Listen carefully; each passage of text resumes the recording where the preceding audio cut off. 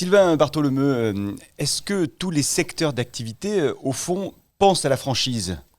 Oui, alors je confirme les chiffres de Lorraine qui sont indéniables et factuels, puisqu'ils sont mesurés par la Fédération française de la franchise, qui fait des études annuelles sur le sujet.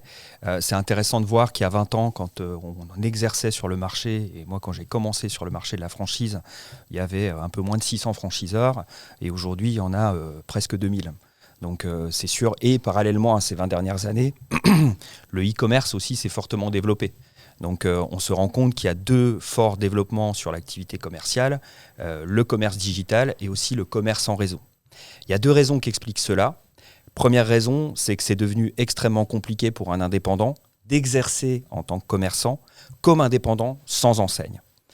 Les réseaux sociaux, l'omnicanal, la stratégie digitale, tous ces sujets-là, le cadre réglementaire, tous ces sujets-là complexifient le fait d'être commerçant. Et donc, à un moment donné, l'union fait la force, l'union permet de créer des synergies, l'union permet de faire des économies d'échelle. Deuxième point important, c'est que les marchés évoluent très très vite.